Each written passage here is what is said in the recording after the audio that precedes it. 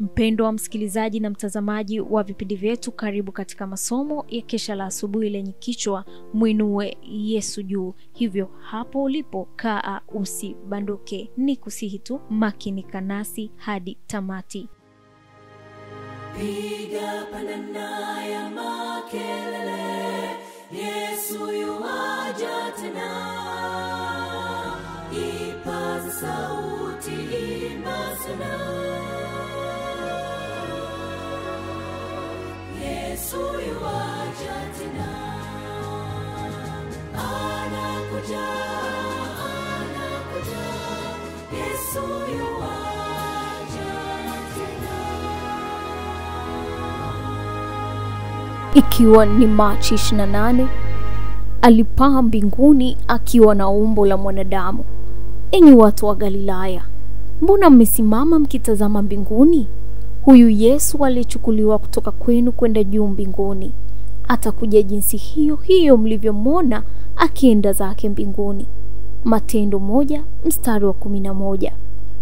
Tuombe. Asante Baba kwa asubuhi njema umetuamsha salama. Tunapojifunza maandiko yako matakatifu, Roho wako Mtakatifu awe pamoja nasi akitufundisha kuyaelewa zaidi na kuyaishi. Tunajikabidhi kwako kupitia jina lako Yesu Kristo. Amen. Wakati wanafunzi walipokuwa bado wanatazama juu, sauti zilizungumza nao zilizosikika kama muziki mzuri sana.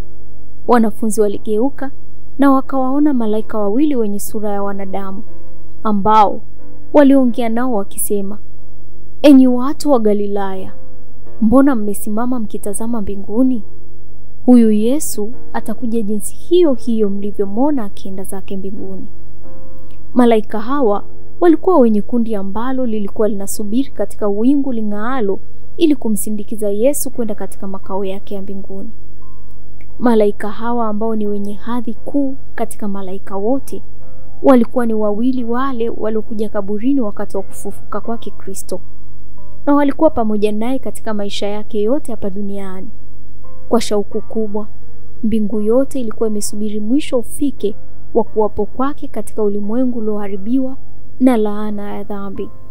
Muda sasa ulikuwa umefika kwa wakazi wa mbinguni kumpokea mfalme wao. Kristo alikuwa amepaa mbinguni katika mwili wa kibinadamu. Wanafunzi waliona wingu likimpokea Yesu, yule yule aliyetembea na kuzungumza na kuomba pamoja nao, aliyekula pamoja nao, aliyekuwa pamoja nao katika mashua zao ziwani, na aliyekuwa siku ile amepanda mlima wa Mizeituni pamoja nao. Yesu yule yule sasa amekwenda kuketi katika kiti cha enzi pamoja na Baba yake. Malaika waliwahakikishia kuwa ni yule yule waliyemuona akienda zake mbinguni ndiye atakayekuja tena jinsi hiyo hiyo alivyokwenda mbinguni. Atakuja na mawingu na kila jicho litamwona. Hivyo wanafunzi wanapaswa wafurahi katika tumaini la Bwana wao kurudi. Wanafunzi waliporudi Yerusalemu, watu waliwaangalia kwa kuwastaajabia. Baada ya mateso na kusulubishwa kwa Kristo, ilifikiriwa kwamba wataonekana wametekelezwa na kuaibika. Maadui wa wanafunzi walitumaini kuwaona wakionyesha huzuni na kukata tamaa, lakini badala ya hayo waliwaona wakichangamka na kufurahi kwa ushindi, nyuso zao ziking'aa kwa furaha isiyokuwa ya duniani. Hawakuomboleza kwa sababu ya matumaini yaliyopotea, bali walikuwa wamejawa na sifa na shukrani kwa Mungu.